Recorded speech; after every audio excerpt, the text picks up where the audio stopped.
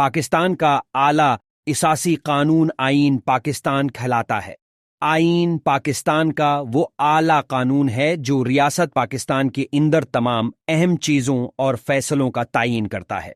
मुल्क में 4 मरतबा मार्शल लॉ लगा, जिससे 2 मरतबा आईन मुअत्तल हुआ। एक मरतबा 1956 का आईन और दूसरी मरतबा 1962 का आईन।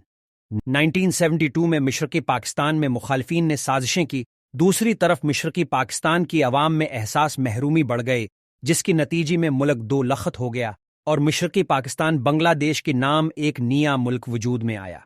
इस वक्त गौर किया गया तो मुल्क टूटने की बहुत से वजूहात थीं। इसी बना पर 1973 का आईन बनाया गया।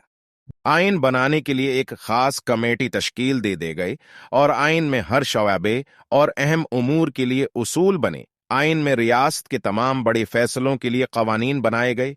हुकूमत और रियासत का पूरा तश्कील बयान किया गया। मसौदा तैयार होने के बाद इसी कौमी असेंबली से पास कराया गया। पाकिस्तानी सियासत की बुनियाद को आइन पाकिस्तान ने कायम किया है। आइन के मुताबिक पाकिस्तान एक जमहूरी और कौमी रियासत है। आइन पाकिस्तान ने एक वफाक और उसके मातहत सूबाई हुकूमतें कायम की हैं। आइन का पहला आर्टिकल बयान करता है कि ममलकत पाकिस्तान एक वफाकी जमहूरियत होगा, जिसका नाम इस्लामी जमहूरिया पाकिस्तान होगा और जिसे बाद पाकिस्तान कहा जाएगा। पाकिस्तान की मुख्तलिफ इलाका जात की मुताल्लिक आइन पाकिस्तान का दूसरा आर्टिकल बयान करता है पाकिस्तान के इलाक़े मुंदरजा झेल पर मुश्तमल होंगी। 1. सूबा जात बलोचिस्तान, खैबर पख्तूनख्वा, संध और पंजाब 2. वफाकी दारुल हुकूमत इस्लाम आबाद। 3.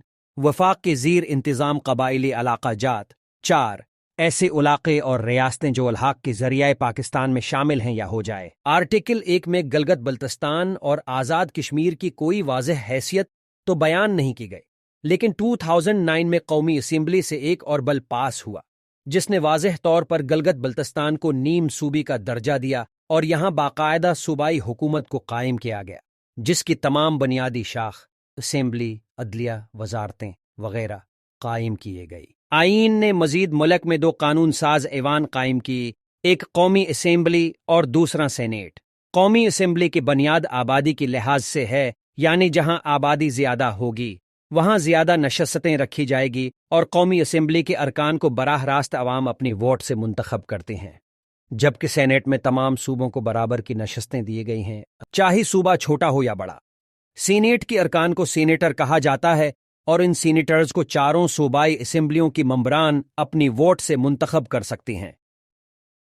बीनुल अक़वामी ताल्लुकात किसी मुल्क की दूसरी ममालिक से ताल्लुकात कायम करना ताकि वो मुल्क दीगर ममालिक से बरामदात और दरामदात का सिलसिला कायम रख सके। इस सिलसिला में मुल्की मजहबी इमूर, दिफाई सामान की खरीद व फरोख्त और मुल्की व कौमी नजरियात को भी मुदंजर रखा जाता है। एक नुक्ता जहन नशीन कर लें कि खारिजा पॉलिसी में न कोई मुस्तकिल दुश्मन होता है और न मुस्तकिल दोस्त। ये सब वक्त और हालात के तहत बदलता रहता है। पाकिस्तान आबादी के लिहाज से इंडोनेशिया के बाद दूसरा बड़ा इस्लामी मुल्क है। एक एटमी ताकत होने के बायस भी उसे अक़वाम आलम में मुसलमान ममालिक में ऊंचा मुकाम हासिल है। पाकिस्तान हर मामले में एक आज़ाद खारिजा पॉलिसी रखता है, ख़ास तौर पर न्यूक्लियाई हथियारों का मामला हो या इसलही की खरीद व फरोख्त का। पाकिस्तान की दिफा का ज़िम्मा मुल्क के मुसल्लह अफवाज पर है, जिसकी बुनियादी तौर पर 3 शाखें हैं। पाक फ़ौज, पाक बहरिया, पाक फ़ज़ाइया।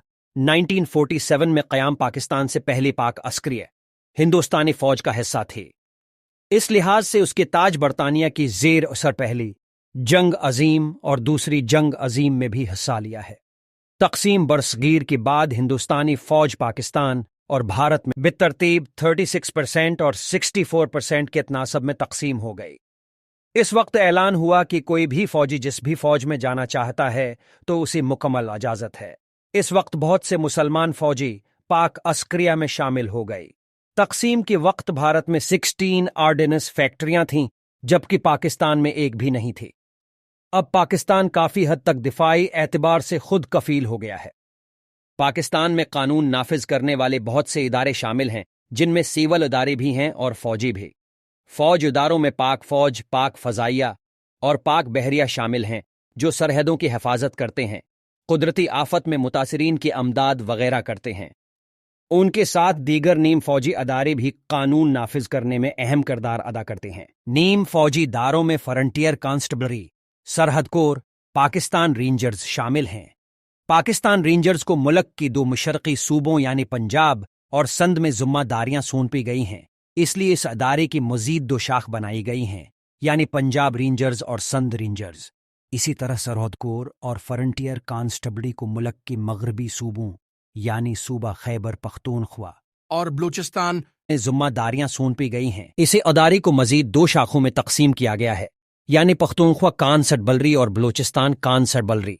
اس کے علاوہ ہر انتظامی اکائی میں مختلف پولیس فورسز بنائی گئی ہیں، جن میں Khyber Pakhtunkhwa police, Punjab police, Sindh police, Balochistan police, Azad Kashmir police اور گلگت بلتستان پولیس شامل ہیں۔ پولیس فورس میں ایک الگ شاخ بھی بنایا گیا ہے جسے پولیس قومی رضاکار کہا جاتا ہے۔